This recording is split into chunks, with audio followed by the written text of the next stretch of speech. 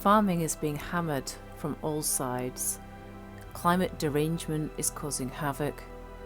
By all metrics of social wellness, we are failing.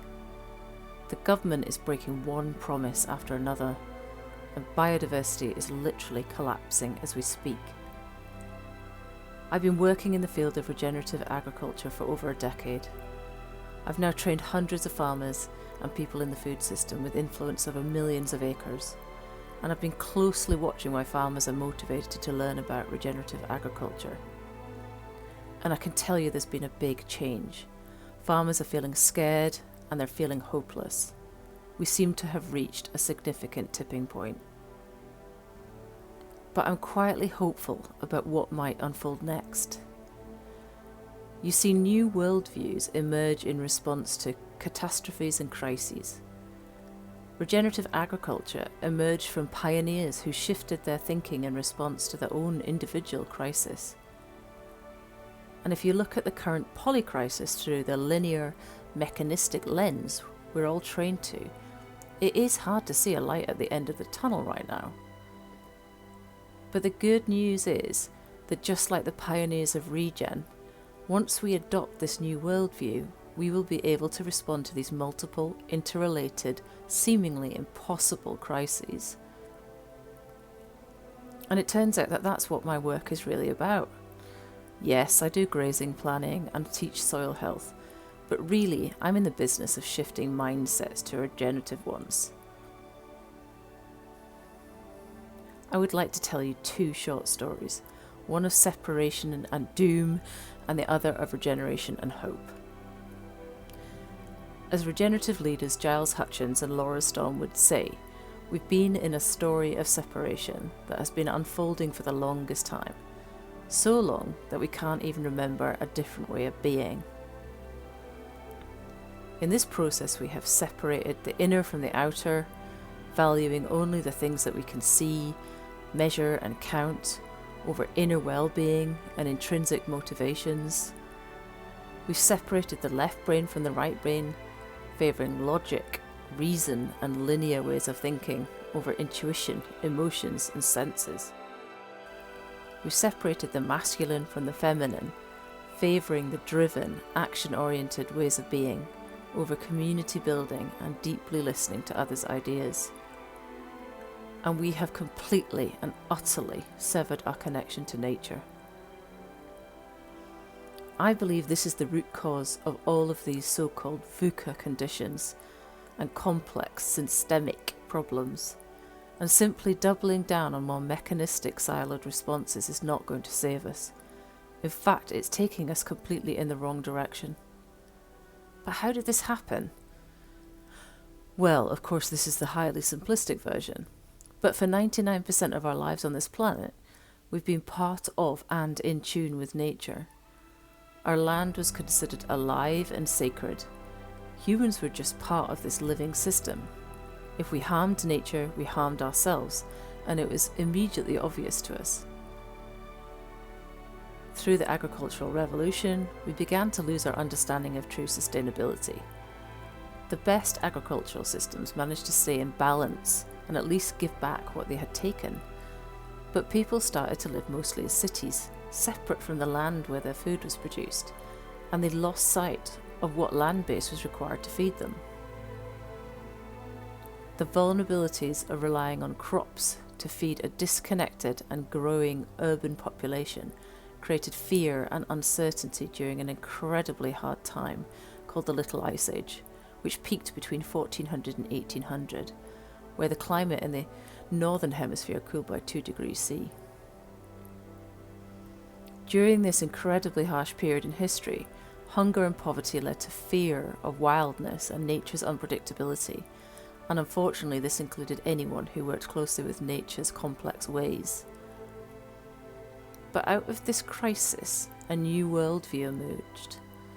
The scientific revolution tried its best to reduce this complexity and create some order in how things worked. It was safety in linear relationships, mathematical calculations and objective reason. Life began to be understood as a machine made up of non-living, clockwork, independent objects operating in predictable ways. Terms such as consciousness and soul became completely unacceptable, along with the feminine, more right-brained ways of understanding the interconnectedness of life. Science became the new religion. Through colonialism, we then exported this view across the world, conquering, dominating, and exploiting the non-living and living resources.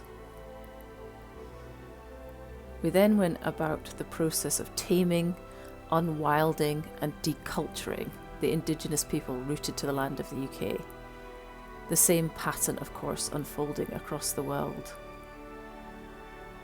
The story of separation was accelerated through the Industrial and Green Revolutions, when we ramped up the stripping of resources and accelerated our separation from nature through bigger cities, greater civilization, and rampant materialism, all fueled by mining 300-million-year-old fossil fuels.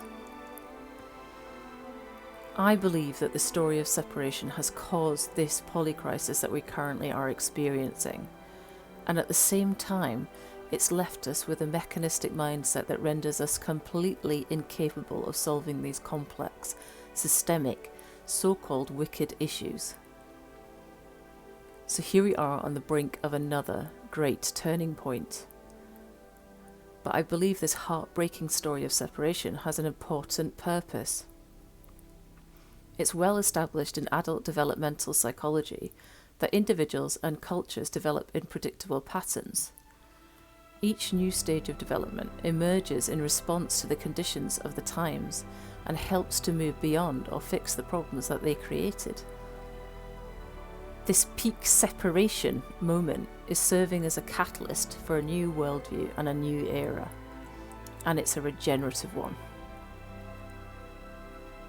Of course, regeneration is best known for a set of farming principles such as no-till, mob grazing, and other cool and important innovations. But the bigger conversation is that at its best, regeneration also represents a monumental paradigm shift, where we can use systems thinking to help solve these so-called wicked problems. This stage of development isn't about harking back to a long-lost time when we once lived in harmony as hunters and gatherers. Instead, it moves us beyond thinking that humans are inherently bad and destructive, and it roots us firmly back in our environment to become part of the solution. At its best, it transcends and includes all the valuable lessons that went before, integrating ideas from indigenous people, traditional mixed farming, the Green Revolution, and the organic movement. Regenerative agriculture is often described as a buzzword by those who don't fully understand it. But really, the paradigm of regeneration is about integrating all that's gone before and constantly evolving forward in response to our ongoing and ever-changing conditions. And it's emerging across every industry. Regenerative is also a design solution, where we use the metaphor of the living system instead of the machine to help design our farms, our organisations, and our food systems. Regenerative is a movement and a cultural shift. I've not come across a more passionate, hopeful, welcoming, and positive community than those in food and farming who truly embrace the ethos of regeneration. So here's my vision of a regenerative future. It will consist of passionate, skilled farmers running resilient businesses, completely adapted to their unique environmental and social context, and rooted in a deep reverence for place. These unique place-based farms can form complex and resilient cooperatives that can supply both locally and globally at all scales required. Our food system will be a decentralised ecosystem of large and small organisations, collaborating rather than competing to share common functions and create circular economies.